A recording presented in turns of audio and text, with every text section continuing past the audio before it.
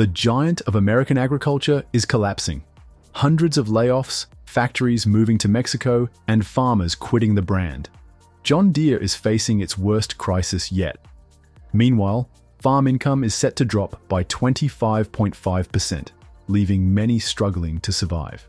As outrage spreads, Trump has stepped in, vowing to make Deere pay a big price for shifting jobs to Mexico. His proposed massive tariffs could shake up the entire industry. Why has John Deere betrayed American workers? How are social media and rising competitors changing the game? We'll break it all down in this video, so make sure to subscribe. John Deere, a name long associated with American manufacturing, has once again made headlines, this time for a decision that has sparked frustration among workers and industry insiders. The agricultural equipment giant has announced plans to shift the production of skid steer loaders and compact track loaders from its Dubuque facility to Mexico by the end of the year of 2026. John Deere will be moving some of its operations from Iowa to Mexico. The change is expected to be made by 2026. The company claims this move is necessary to adapt to an evolving business model, citing rising manufacturing costs and the need to improve operational efficiency. A company statement defended the decision, emphasizing that relocating production is part of a broader effort to optimize factories for future products, streamline operations, and take advantage of a growing labor force both in the US and globally. But for many workers and union representatives, these words do little to justify what feels like another blow to American manufacturing jobs. This isn't the first time John Deere has shifted production south of the border. In 2022, the company made a similar move, transferring part of its tractor and cab assembly operations from Iowa to a facility in Mexico. That decision faced criticism, and now history is repeating itself.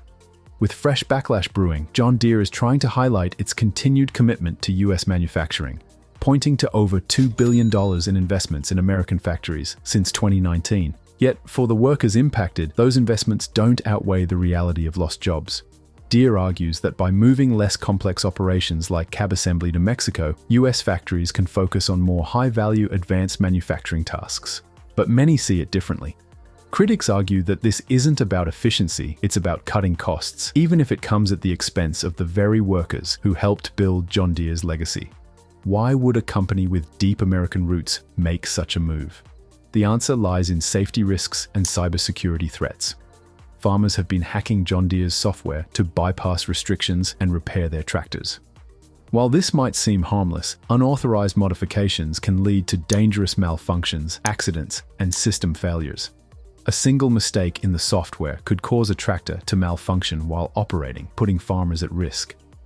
Another major concern is data security. John Deere's machinery is packed with advanced technology, including proprietary software and automation tools. Hackers could exploit vulnerabilities, steal crucial data, or even manipulate tractor functions remotely. This could lead to serious safety threats, intellectual property theft, and economic losses for the company. This step might help the US economy or farmers in the future. We don't know, but right now, it is truly causing unemployment and economic distress. Farmers have long depended on John Deere, not just for equipment, but as a source of income. And now, many are left struggling to find work. As a result, hundreds of workers have lost their livelihoods. In October, John Deere announced its first wave of 225 layoffs at its Harvester Works plant in East Moline. The layoffs continued, with 34 more employees losing their jobs in May at the Moline Cylinder Works factory. By March, the company revealed plans to cut another 150 jobs at its Ankeny, Iowa plant, where sprayers and cotton pickers are manufactured. Farmers are feeling the ripple effects as the loss of local manufacturing jobs threatens their access to reliable equipment and support. Many fear that moving production to Mexico could lead to higher costs, supply chain disruptions, and weaker customer service. Frustration is mounting as communities built around John Deere's presence now face economic uncertainty and dwindling job opportunities. Former President Donald Trump has now entered the fray, vowing to make Deere pay a very big price for moving jobs out of the US. "This is just the beginning," Trump said. "All of a sudden, they're not going to be in the country anymore. They're going to have to pay a very big price." He has proposed tariffs as high as 200% on auto imports from Mexico and up to 20% on nearly all imports to protect American jobs.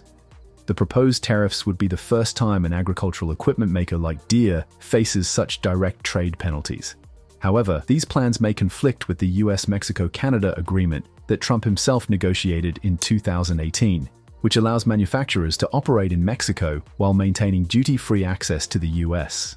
In response to the backlash, Deere defended its decision, stating, "To position our US factories to undertake these highly value-additive activities, it is sometimes necessary to move less complex operations, such as cab assembly, to other locations." But for thousands of laid-off workers in Illinois and Iowa, this explanation does little to ease the pain of job losses. The issue has become a political battleground, with both parties seizing on manufacturing job cuts to appeal to voters in swing states. Vice President Kamala Harris is set to announce new incentives to boost domestic production, while Republican Senator Marco Rubio has called on Deere to keep jobs in America, writing in a letter to John Deere CEO John May. America needs a strong manufacturing sector to build the tractors, combines, and other implements that make our country's agricultural self-sufficiency and leadership possible. Due to falling crop prices and rising unemployment, many farmers are being forced to sell their land, struggling to stay afloat in an uncertain economy. With farm income projected to drop 25.5% to $116.1 billion this year, the agricultural sector faces mounting pressure. John Deere, a key player in the industry, has also been hit hard. Despite reporting $27.42 billion in net sales and $4.121 billion in net income, in the first 2 quarters, the company has cut its profit forecast again. Dealers are left with unsold tractors and combines, leading to heavy discounts and suspended orders. As Deere shifts operations to Mexico for cheaper labor, layoffs continue, deepening concerns. Even its CEO, John May, has put his 80-acre horse farm up for sale for $3.925 million, highlighting how economic turmoil is impacting not just small farmers but industry leaders as well. John Deere was once the top name in farming, a brand farmers trusted for generations, but that trust is gone. Many farmers now feel betrayed, saying Deere cares more about profits than the people who built its success.